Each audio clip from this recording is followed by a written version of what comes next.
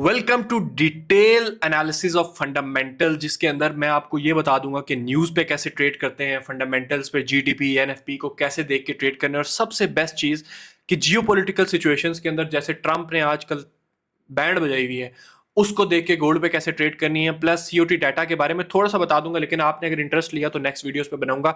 Commitment of trader यानी कि जो फंडामेंटल्स बड़े मार्केट प्लेयर्स हैं, जिनको हम इंस्टीट्यूशंस कहते हैं, फाइनेंशियल बैंक्स कहते हैं, उनकी क्या पोजीशंस होती हैं, वो आपको डिटेल एक एक चीज इस वीडियो के अंदर मिल जाएगी। तो फर्स्ट ऑफ ऑल वीडियो को शेयर, लाइक और सब्सक्राइब, बेल आइकन को प्रेस कर दो, क्योंकि इस तरह का एजुकेशनल और इन्फॉर्मेटिव कंटेंट आपको पूरे यूट्यूब पे बहुत कम देखने को मिलेगा। So my name is Numan bin Ziyad and let's start the video with the fundamental analysis. तो मैंने कुछ यहाँ पर अपनी तरफ से वर्क करके रखा हुआ है। अब फंडामेंटल एनालिसिस होता क्या है, उसके लिए मैं आपको सबसे पहले फंडामेंटल्स के बारे में बता दूं। फंडामेंटल्स को हम तीन कैटेगरीज में डिवाइड करते हैं। तीन कैटेगरीज का मतलब ये है: economical calendar, geopolitical situation, COT data. By the way एक चीज बताना भूल गया, अगर आपका एक्सएनएस पे किसी किस्म का मसला आता है डिपॉजिट विड्रॉल का, और इसके अलावा अगर आप गिव अवेज में पार्टिसिपेट करना चाह रहे हैं, मेरी टीम का हिस्सा बनना चाह रहे हैं, तो वीडियो के डिस्क्रिप्शन में मेरा एक्सएनएस का लिंक होगा, उससे आप अपना रेफरल चेंज कर लें। ऑलरेडी अगर आप ट्रेड कर रहे हैं तो मेरी टीम उससे मजीद स्ट्रांग हो जाएगी। और अगर आपका ऑलरेडी अकाउंट नहीं है तो लिंक पे क्लिक करें, अकाउंट बनाएं, अपना ईमेल नीचे ही नंबर मेंशन होगा, उस पर टीम को सेंड करें। वो आपको एक प्राइवेट ग्रुप में भी ऐड कर देंगे, जहां पे डेली हम ट्रेड्स शेयर करते हैं, सिग्नल्स आते हैं प्रीमियम क्वालिटी के। वो आप सिर्फ और सिर्फ आपने आईबी चेंज करके आप उस पर कुछ ना कुछ ट्रेड कर रहे हो, तो वो आप कर सकते हो। और इसके अलावा अगर आपका ऑलरेडी अकाउंट है तो आपने अपना आईबी चेंज कर लेना है। वो 1 मिनट का प्रोसेस है, वो भी आप टीम से कांटेक्ट करोगे, वो आपको वीडियो भेजेंगे, तो आप करके बहुत आपको उसमें बेनिफिट होगा। So now coming back to video, fundamentals को हम तीन कैटेगरीज में मैंने डिवाइड किया हुआ है: economical calendar, geopolitical, COT data. Economical calendar का मतलब ये होता है कि आप फॉरेक्स फैक्ट्री के ऊपर जाते हो या न्यूज़ को देख के, जैसे एनएफपी की न्यूज़ होगी, सीपीआई, जीडीपी, पीपीआई, इनको देख के जब हम ट्रेड करते हैं तो वो इकोनॉमिकल कैलेंडर की ट्रेड होती है। जियोपॉलिटिकल सिचुएशन जैसे कोरोना आ गया, वॉर स्टार्ट हो गई, टैरिफ हो गया, ट्रंप ने पंगा कर दिया, ये वो फलाना शराना सब कुछ जियोपॉलिटिकल सिचुएशन में आ जाता है। सीओटी डाटा का मतलब ये होता है कि जो बड़े प्लेयर्स हैं उनका एक डाटा रिलीज होता है शिकागो मर्चेंटाइल एक्सचेंज की तरफ से, सीएफटीसी पे। तो उसको कैसे रीड करना है और एक लॉन्ग टर्म एनालिसिस करना है, लॉन्ग टर्म मार्केट को देखने का एक नज़रिया बनाना है, वो आपका सीओटी डाटा में आ जाता है। तो starting with the economical calendar, इसके लिए डिफरेंट वेबसाइट्स मैंने लिखी हुई हैं। अगर आप ब्राउजर पे करना चाहते हैं तो आसान और सिंपल है, फॉरेक्स फैक्ट्री।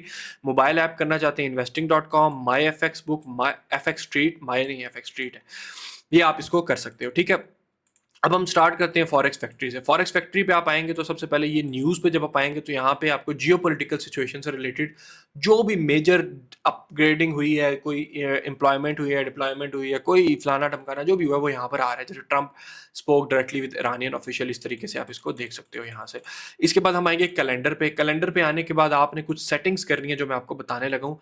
ये फिल्टर में आना है, यहाँ से येलो, और इसको आपने अनटिक कर देना है। इसका मतलब है लो इम्पैक्ट, इसका मार्केट पे कोई असर नहीं पड़ेगा न्यूज़ का। इसका मतलब है कुछ पड़े, मीडियम पड़ेगा तो हम इसको अनटिक कर देंगे। ये जो हमारे पास है रेड, इसका मतलब है हाई वोलेटाइल न्यूज़ है, इसका मार्केट पे असर पड़ेगा। और सिल्वर का मतलब है इस दिन बैंक हॉलीडे, इसको आप अप्लाई करें। यहाँ से आप पर डे पे आ जाएं, जैसे आज है 11 मई, इस पे 11 मई पे आ जाएं। खैर, कल से हमारा जून का क्रैश कोर्स स्टार्ट हुआ है। $220 की मेंटोरशिप मैंने फ्री कर दी है, जिसमें मैं खुद पर्सनली सेशन देता हूँ। आप इसको विन कर सकते हैं। अगर आपका ऑलरेडी आपने एक्सएनएस से अपना अकाउंट बना लिया तो आपको ये फ्री एक्सेस मिल जाएगी इसकी, क्रैश कोर्स की। और अगर नहीं बनाया तो फिर आप इसमें देखिए, मैंने आपको बताया कि आपके बेशुमार बेनिफिट्स हैं।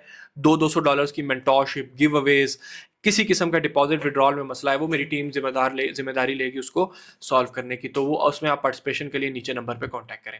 अब टुडे पे हम आते हैं। तो आज थर्सडे को 5:15 पे यूरो की न्यूज़ है। ये मैं वीडियो दूसरी दफ़ा रिकॉर्ड कर रहा हूँ, क्योंकि पहली दफ़ा रिकॉर्डिंग ऑन नहीं हुई थी, इसलिए मैं यहाँ पर देख रहा हूँ कि रिकॉर्डिंग चल रही है नहीं। करेंसीज है यूरो, जिसकी न्यूज़ है 5:15 पे। न्यूज़ क्या, हाई इम्पैक्ट है, मेन रीफाइनेंसिंग रेट। ठीक है, दूसरी भी न्यूज़ है 5:15 पे। 5:30 पे ज़्यादा हम डॉलर पे देखेंगे तो रेड हाई इम्पैक्ट न्यूज़ है। और क्या है, कोर पीपीआई। अब आगे आ जाए डिटेल, इस पे हम क्लिक करते हैं। ये आपको बता रहे, इससे पहले ये आई थी 13 मई को, उससे पहले 14 अप्रैल को। प्रीवियस फॉरकास्ट एक्चुअल मैं आपको भी बताऊंगा। आई कहाँ से, ब्यूरो ऑफ लेबर से। बता रही कि change in the measure of finished good, यानी कि जो चीज़ें फैक्ट्री में जाती हैं रॉ फॉर्म में, उसकी क्या रेट चल रहा है। वो क्या इन्फ्लेशन है, महंगा आ रहा है, तो डेफिनेटली सीपीआई भी, महंगाई फिर बढ़ेगी। असर क्या पड़ेगा actual greater than forecast good for currency, ये आपको भी समझ आ जाएगी जब आप देखेंगे यहाँ पर प्रीवियस देखें। इसका मतलब है पहले जब ये डाटा आया था तो इसके नंबर थे 1.0%। फॉरकास्ट का मतलब है 0.5% फॉरकास्ट है कि प्रिडिक्ट कर रहे हैं। अब इसका असर क्या पड़ेगा वो यहाँ पर देखिए, actual greater than forecast is good for currency. इसका मतलब है कि अगर एक्चुअल नंबर फॉरकास्ट से ज्यादा आ जाते हैं तो वो करेंसी के लिए पॉजिटिव है। एग्जाम्पल के तौर पे 0.5% फॉरकास्ट है, 0.6 आ जाता है, 7 आ जाता है, 1 आ जाता है, 2 आ जाता है, तो वो गुड फॉर करेंसी है। किस करेंसी? डॉलर के लिए। जब डॉलर स्ट्रांग होगा तो उसके अगेंस्ट जितने भी करेंसी पेयर्स हैं वो वीक होंगे, गोल्ड वीक होगा, हर करेंसी वीक होगी। ठीक है, अब इसको हम क्रॉस करते हैं। इसी तरीके से ईसीबी, ये इंग्लैंड का जो बैंक सेंट्रल बैंक है, उसका प्रेस कॉन्फ्रेंस है, इसका नेक्स्ट करते हैं। ये आपको यहाँ से आप सारी न्यूज़ मिल जाएंगी। तो न्यूज़ देखना आपके लिए सबसे ज़्यादा ज़रूरी है क्योंकि इस टाइम पे टेक्निकल उस तरीके से काम नहीं करते। ठीक है, अब इसके बाद हम आ जाते हैं उन न्यूज़ पे जो बहुत ज़्यादा मार्केट पे असर डालती है, और आपने कोशिश करना है कि न्यूज़ के टाइम पे गैम्बलिंग और बड़े वो लॉस से बेहतर है आप स्लिपेज होती है, सारी चीज़ें होती हैं, थोड़ा सा साइड पे रहे। तो मैं स्टेप बाय स्टेप वो न्यूज़ बता रहा हूँ जिनका मार्केट पे बहुत असर पड़ता है। तो सबसे पहले जो हमारे पास न्यूज़ है वो है नॉन फॉर्म पे रोल, जो कि डॉलर की सबसे स्ट्रॉन्ग न्यूज़ है और हर मंथ के फर्स्ट फ्राइडे को आती है। अभी गोल्ड पिछले दिनों में जो ड्रॉप ली है एनएफपी वाले दिन था, तो नॉन फॉर्म पेरोल 5:30 पे हर मंथ के फर्स्ट फ्राइडे पे आती है। उसके बाद है CPI, consumer price index, basically inflation से रिलेटेड न्यूज़ है और डाटा आपको बताती है कि महंगाई की क्या शरह चल रही है यूएस के अंदर। ठीक है, डेफिनेटली सीपीआई के ऊपर डिपेंडेंट होते हैं काफ़ी हद तक इंटरेस्ट रेट, जो फेडरल फंड रेट होते हैं। अब इंटरेस्ट रेट क्या होता है? शरह सूद। अगर यूएस गवर्नमेंट को लग रहा होता है महंगाई बढ़ रही है, उसको कंट्रोल करने के लिए वो इंटरेस्ट रेट इंक्रीज करते हैं, और अगर लग रहा है महंगाई कम हो रही है तो इंटरेस्ट रेट को कट किया जाता है। जब भी इंटरेस्ट रेट इंक्रीज होते हैं गोल्ड हमेशा बेरिश होता है, और जब भी इंटरेस्ट रेट डिक्रीज कम होते हैं तो गोल्ड बुलिश होता है, ये याद रखना है। अब सीपीआई के बाद है हमारे पास पीपीआई, प्रोड्यूसर प्राइस इंडेक्स। ये बताता है कि जो प्रोडक्ट रॉ फॉर्म में फैक्ट्रीज में जा रही है उसका क्या एक पोटेंशियल है, उसका क्या सारा सिनेरियो। इंटरेस्ट रेट मैंने आपको बता दिया है, शरह सूद।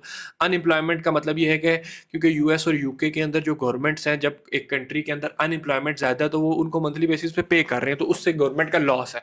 तो जब भी अनएम्प्लॉयमेंट बढ़ती है तो उससे क्या होता है कि उससे जो हमारे पास डॉलर है वो वीक होता है। जब डॉलर वीक होता है तो उसके अगेंस्ट जितनी भी करेंसीज हैं वो आपके पास स्ट्रांग होती हैं। आई होप सो इतना आपको समझ आ गया होगा।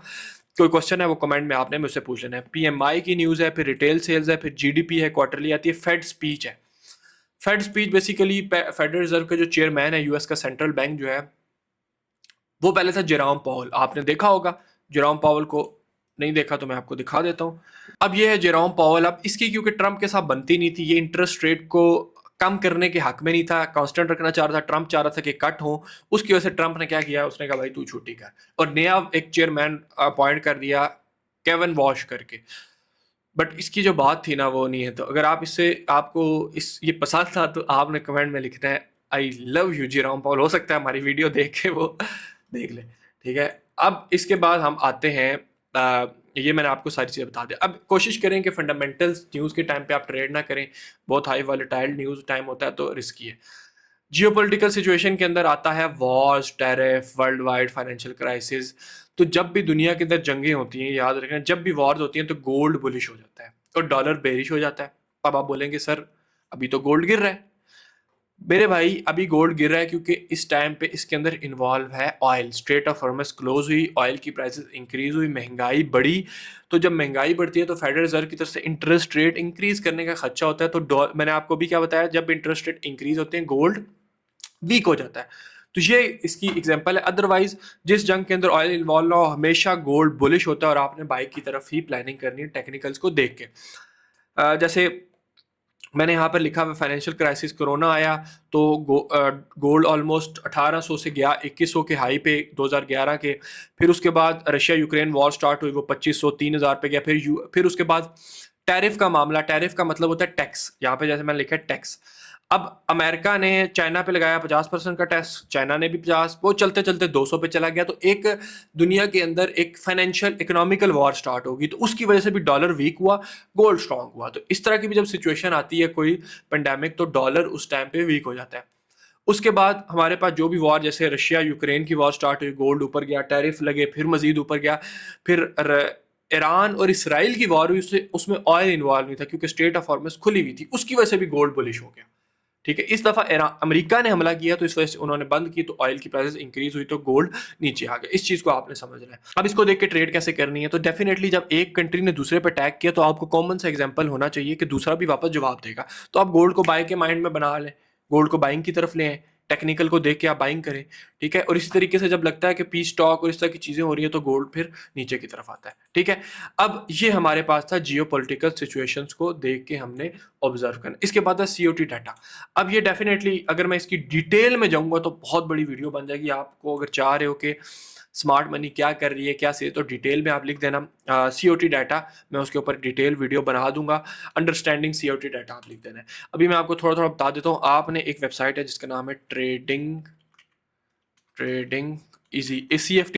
अब जब आप ट्रेडिंग स्टर पे आ जाओगे तो सबसे पहले आपने इस पर क्लिक करना है। अभी यहाँ पे देखो currencies, grains, metal, crypto currency, life सब कुछ आ रहा है। तो हम यहाँ से आ जाते हैं फॉर एग्जांपल कहाँ पर, गोल्ड के सीओटी डाटा पे आएंगे, ठीक है। अभी आगे आपको बताता हूँ। इसकी जो मेन वेबसाइट है वो ये है, ये commitment CFTC commodity future trading commission पे, यहाँ पर ये आप जब इस पे आएंगे, ये कमिटमेंट ऑफ ट्रेडर्स पे, तो यहाँ पे थोड़ा सा नीचे करना है। ये शिकागो मर्चेंटाइल एक्सचेंज का शॉर्ट फॉर्मेट आप देखोगे तो यहाँ से आपको थोड़ा सा कॉम्प्लिकेटेड लगेगा, इसलिए मैंने ये बता दिया, डाटा सेम होता है। अब यहाँ पर आप देखो producer, merchant, processor, user, swap dealer, manage money, other reportable, non reportable. अब इसकी डिटेल में इसमें कुछ होते हैं कमर्शियल बैंक्स, कुछ होते हैं फाइनेंशियल इंस्टीट्यूशन, कुछ होते हैं हेज फंड और कुछ होते हैं रिटेल ट्रेडर्स का डाटा। तो अब हम कुछ होते हैं जो कि सिर्फ और सिर्फ गोल्ड को हेज करने के लिए बाइंग सेलिंग करते हैं, उसका मार्केट पे असर नहीं करता पड़ता। जो प्रॉपर इसके अंदर मार्केट मैनिपुलेटर होते हैं, मार्केट एक किस्म के ऑपरेटर होते हैं, उनका असर पड़ता है। तो वो हम डिटेल में कर लेंगे नेक्स्ट वीडियो में। अभी ओवरऑल बता दें तो लॉन्ग का मतलब है इतनी लॉन्ग पोजीशन है, ये शॉर्ट पोजीशन है। ओपन इंटरेस्ट को लाजमी देखना होता है। यहाँ पर 9% ओपन इंटरेस्ट है, मतलब सेलिंग हो रही है इधर से, स्वैप डीलर सेलिंग हो रही है। आप देख लें गोल्ड कहाँ जा रहा है, ठीक है। तो इससे आप ये बड़ा आइडिया लगा सकते हैं। Non reportable, other reportable, retail traders आ जाते हैं। ये सारी चीज़ें आप यहाँ से देख सकते हो, ठीक है। सो इसके ऊपर मैं डिटेल वीडियो बनाऊंगा next. I hope so video अच्छा लगा होगा आपको और आप लोगों ने इंजॉय किया होगा। नोट नहीं करोगे तो समझ नहीं आएगी। इस वीडियो को सेव करो और इसको दोबारा से देखो। ये जो सारी चीज़ें बताई हैं उसको अपने पास नोट करो, नोट्स बनाओ और उसके बाद फिर अपनी उसको ट्रेडिंग पे इम्प्लीमेंट करो। क्रेजी रिजल्ट्स मिलेंगे मेरी जान। और बस न्यूज़ के टाइम से पहले और बाद ट्रेड ना करना। अगर आप चाह रहे हो कि न्यूज़ पे ट्रेड कैसे की जाती है, गैम्बलिंग कैसे की जाती है, उस पर भी मैं वीडियो बना दूंगा। बस कमेंट में आप लोग बता देना, ठीक है। So see you soon in the next video. तब तक के लिए गुड बाय।